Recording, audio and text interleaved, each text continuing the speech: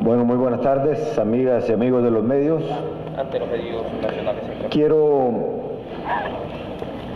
adelantar alguna información relacionada con la juramentación que haré esta semana de la nueva Secretaría de Derechos Humanos. Este es un compromiso que asumimos para iniciar la presente administración. Sin embargo, quiero hacer el nombramiento antes del 27 de enero. Asumí un compromiso de elevar a Secretaría de Estado todo lo relacionado con el despacho de derechos humanos, de tal manera que, si bien era para el inicio de la administración, he decidido nombrar la persona encargada esta semana. Esto tiene un respaldo financiero propio, hondureño, por el orden de 96 millones de lempiras para asegurar el cumplimiento de las funciones de esta Secretaría de Estado.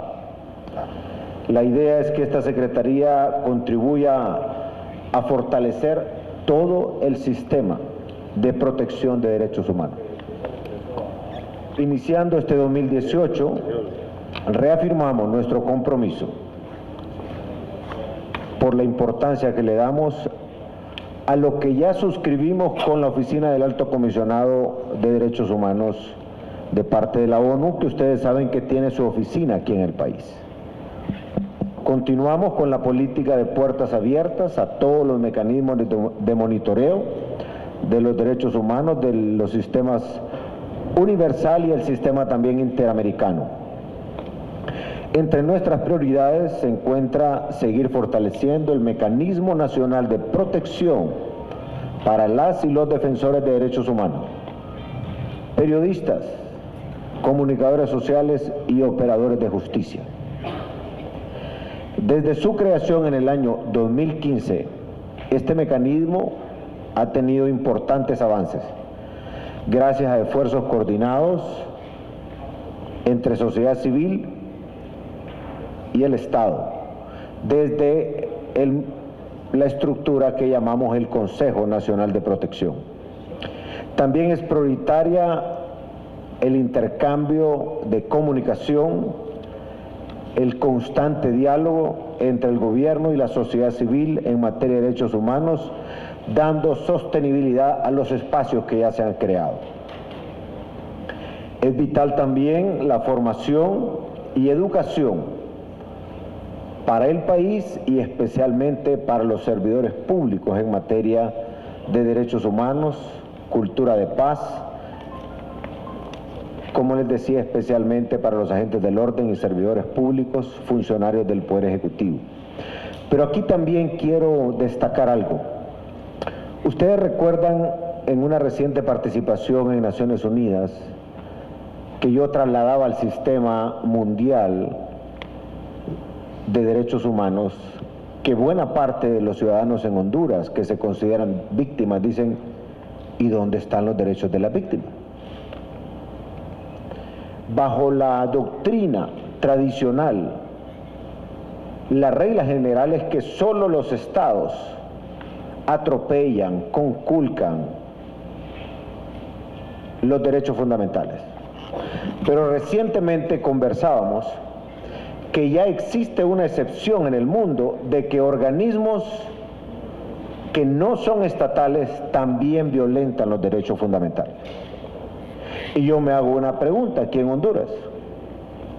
Si existe un grupo armado en un barrio, en una colonia, en una región, que le violenta los derechos fundamentales, como el derecho a la vida a un hondureño o a una hondureña, el derecho al trabajo, al libre tránsito, estará violentando los derechos fundamentales de esa persona, de ese grupo que no es del Estado, pero es un grupo organizado criminal. Yo creo que los hondureños tenemos que comenzar ese debate. Y si, por ejemplo, aquellos grupos pertenecientes a maras, pandillas, que atropellan, que violentan estos derechos fundamentales de los ciudadanos, ¿están o no atropellando los derechos fundamentales? Pues muchas personas dirán que sí. Y si es así, la pregunta es, ¿por qué entonces en Honduras solamente se considera que el Estado, a través de sus agentes, pueden violentar los derechos fundamentales? ¿Qué pasa cuando alguien quiere ir a trabajar, no lo dejan pasar y para dejarlo pasar le cobran, lo extorsionan?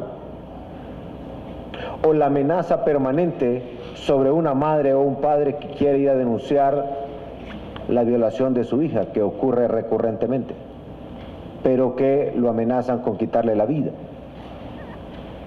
Los hondureños no podemos obviar esa realidad, como puede ser una realidad para otros países del continente. Entonces, yo quiero hacer la reflexión hoy porque ya comencé a conversar con representantes de oficinas de derechos humanos en el país sobre este tema. Y lo seguiré conversando, porque Honduras merece también no solo que se investigue, sino que lleguemos a conclusión si existen grupos no estatales que están violentando los derechos fundamentales de nuestros ciudadanos.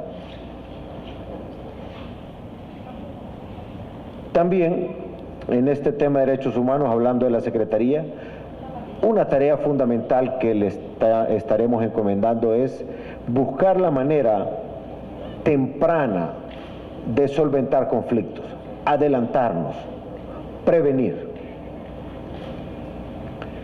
Por otro lado, amigas y amigos, el día de ayer subí a mis cuentas de redes sociales un llamado al diálogo nuevamente. En ese llamado he dicho que sigo esperando la respuesta de líderes políticos ante el llamado que hice desde que comenzamos este prediálogo, y lo he venido haciendo recurrentemente, pero también quise dejarlo por escrito y con evidencia pública el día de ayer. Creo que debe ser un diálogo sincero, franco, de altura, abierto, sin condición, pero obviamente que recojo lo que muchos de los sectores que han participado en el prediálogo han dicho: no puede haber diálogo con situaciones de violencia en paralelo. Es algo que lo planteo como una reflexión que deben de considerar los demás actores políticos. Quiero también reiterar que hemos venido trabajando con varios sectores y la información que tengo a la fecha de hoy es que están a punto esta semana de lanzar la plataforma de lo que sería la primera etapa del diálogo, con actores de diferentes representaciones de la sociedad, ya hablando de cuáles son los posibles facilitadores y también cómo lograr un mecanismo independiente que promueva el diálogo. Cuando yo he dicho que me hago un poco atrás después de estimular el diálogo, no es porque rehuyo a él, es porque creo que es más conveniente que los diferentes sectores que están en este momento entusiastas lo monten y eventualmente también ellos nos llamen. Hice una llamada de manera directa nuevamente al ciudadano Luis Zelaya como presidente del Partido Liberal y también al Partido Liberal. También al ciudadano Salvador Narrala, al ciudadano Manuel Zelaya Rosales, porque uno fue candidato y el otro es el coordinador de la plataforma de la alianza. En ese sentido, creo que es más que necesario conversar. Algunos dirán, bueno, y es un diálogo nada más entre políticos. Yo no creo que deba ser entre políticos, pero únicamente. Repito, no creo que deba ser entre políticos únicamente. Sí creo que el aspecto político es fundamental debatirlo. Me reuní con el resto de los partidos políticos ya y están inclusive trabajando ya como parte de la plataforma del diálogo que se estará lanzando esta semana. Si alguien quiere conversar de manera directa, como lo he hecho con varios sectores, para después participar de un prediálogo, pues no tengo problema también, con la propuesta que consideren. Acabo de decirlo allá en la policía, por muy exagerada o desorbitada que alguien crea que la propuesta del otro es, tiene que escucharla, tiene que sentarse y conversar. Así es de que yo no tengo ese tipo de limitación. Por otro lado, quisiera decirles pues que recientemente acabamos de hacer el traspaso de mando en la policía. El general Pacheco, después de revisar los diferentes expedientes que fueron saliendo del proceso de depuración, me hizo entrega de varios perfiles y recomendaciones, y hemos tomado la decisión en base a esas recomendaciones, pero quiero hacer énfasis que no queremos quedarnos con lo que ya tenemos hasta ahora. Queremos hacer mucha hincapié en el personal de la policía, en su bienestar social, en su educación, en su formación, y en la parte de bienestar social tiene mucho que ver con que el policía no solamente en su posta tenga instalaciones nuevas y dignas, sino en su casa. Tenemos los recursos y hago un llamado a los miembros de la policía, a los miembros de Fuerzas Armadas, fiscales, jueces, miembros del Sistema de Emergencia 911, del Cuerpo de Bomberos, de Copeco, que aprovechen esa oportunidad en el tema de vivienda propia y en el tema de vivienda fiscal.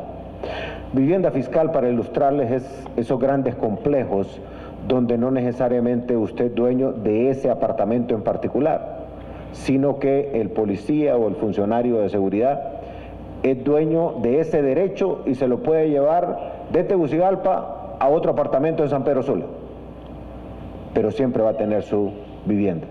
En algunos casos es parte de su salario, de los beneficios que le dan el Estado, para que siempre tenga su apartamento.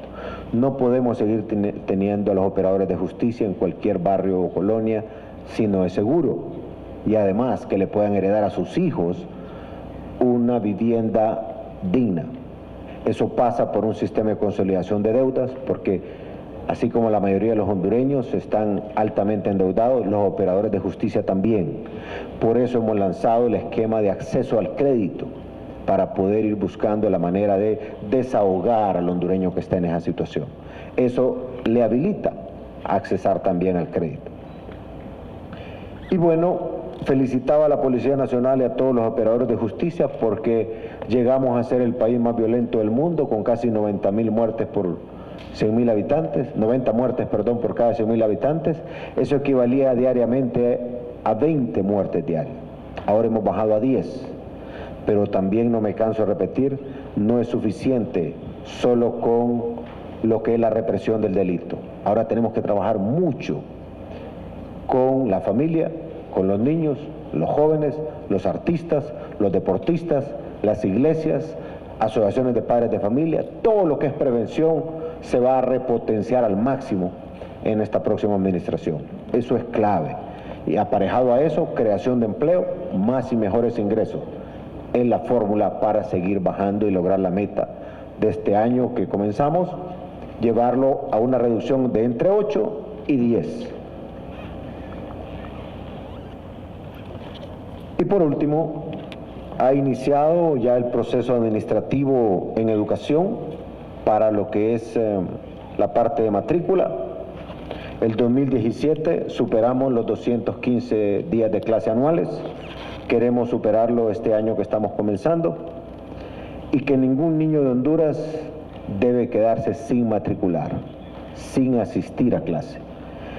Para eso es bueno que tengan en perspectiva que la expectativa es matricular 2.1 millones de niños y jóvenes en prebásica, básica y media.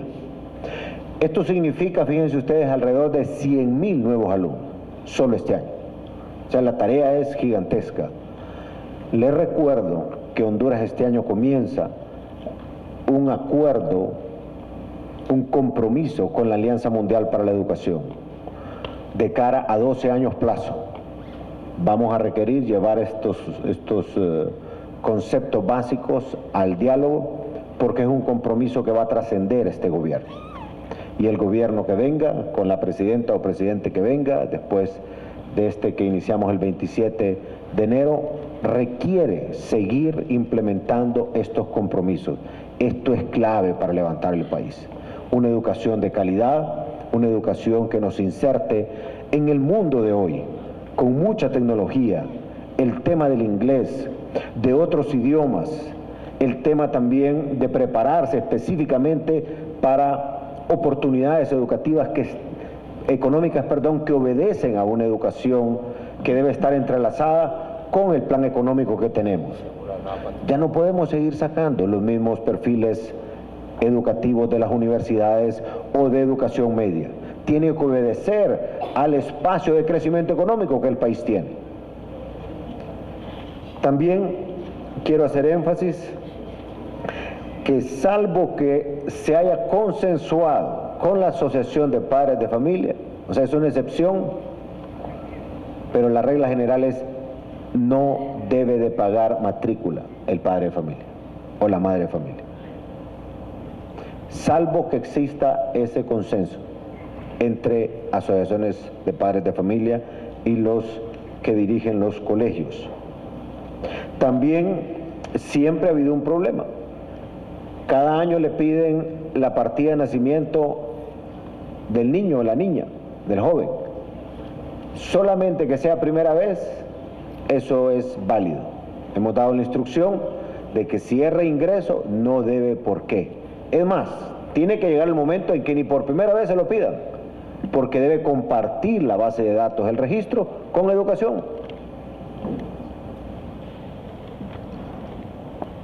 El otro tema importante es que dé instrucciones a la Secretaría de Desarrollo Económico para que puedan montar las ferias escolares y poder lograr hasta un 40% de descuento en los útiles escolares para esta temporada.